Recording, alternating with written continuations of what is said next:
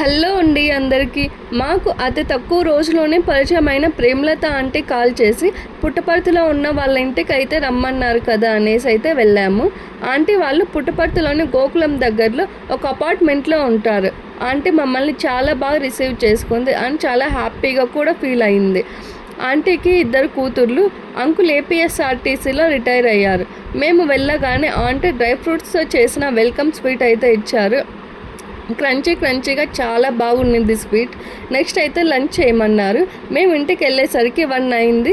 Lunch కోసం aunty ఎన్ని varieties చేసిందో అవి చూసి మేము కూడా షాక్ అయ్యాము. ఆంటీ కాల్ చేసినప్పుడే అన్నారు, ఇంట్లో తప్పకుండా లంచ్ చేయాలి అని, మీకోసం లంచ్ కూడా చేస్తున్నాను అనేసి. సరే అనేసి అయితే అన్నాము. మేము ఏమనుకున్నామంటే ఏదైనా ఒక రెసిపీ చేసి ఉంటుంది, తినేసి వెళ్దాం అనుకున్నాం.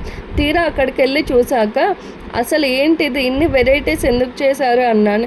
ఏం పర్లేదు, మీకోసం ఇవన్నీ చేశాను, ఇవన్నీ మీరు తిన్నాకనే మీరు ఇంటికి వెళ్ళేది అనేసి అయితే అనింది. ఆంటీ లవ్ అండ్ అఫెక్షన్కి అయితే మేము ఫిదా అయిపోయాము.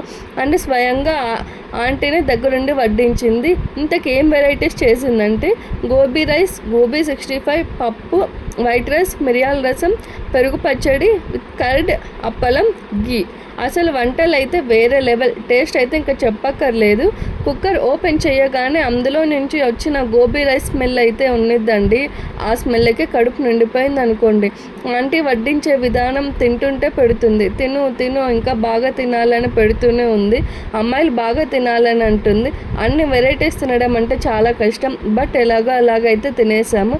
ఆంటీ కుకింగ్ చాలా బాగా చేస్తారు. She is a great chef. ఎన్నో ఇయర్స్ ఎక్స్పీరియన్స్ ఉన్నది. ఆంటీకి సత్యసాయి బాబా అంటే చాలా ఇష్టం అంటే, సత్యసాయి బాబా భక్తురాలు తను. అండ్ తన కోసమే చాలా ప్రశాంతంగా ఉంటుందనేసి పుట్టపర్తికి అయితే తను వచ్చారు. అలా భోజనం చేశాక కొద్దిసేపు మాట్లాడేసి ఇంటికైతే రిటర్న్ వచ్చారు.